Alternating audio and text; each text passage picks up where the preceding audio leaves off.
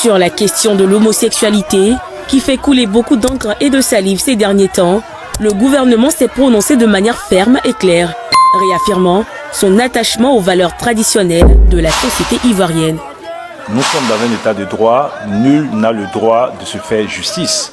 Et ça, il faut le savoir. Et la Côte d'Ivoire, les lois ivoiriennes protègent tous les citoyens. Ceci étant, cette situation découle aussi d'une incompréhension parce qu'on entend beaucoup de choses se dire.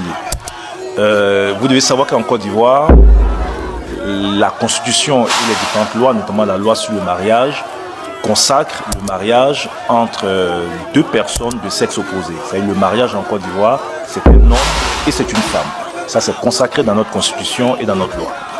Il se trouve qu'il y a eu un communiqué presse donc, qui a été diffusé avec des erreurs qui faisaient référence à un certain article donc, du code pénal qui parlait d'orientation sexuelle.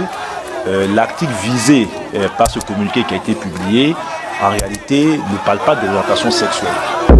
Dans aucun texte donc, pénal en Côte d'Ivoire, on ne parle donc d'orientation sexuelle.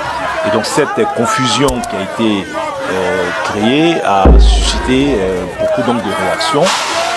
Donc je réaffirme ici que sur les principes, d'abord c'est le principe donc,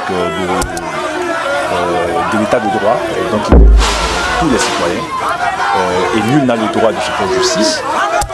Ensuite, notre loi fondamentale, qui est la Constitution et les différents textes consacrent donc le mariage entre un homme et une femme. Contrairement à ce qui est dit, et contrairement à ce que les rumeurs distillent. Donc le mariage c'est un homme et une femme. Et ensuite, il y a une erreur qui a été commise sur une plateforme numérique en faisant référence à un article donc du code pénal qui parlerait donc d'orientation sexuelle alors que nulle part donc cet article n'est pas d'orientation sexuelle.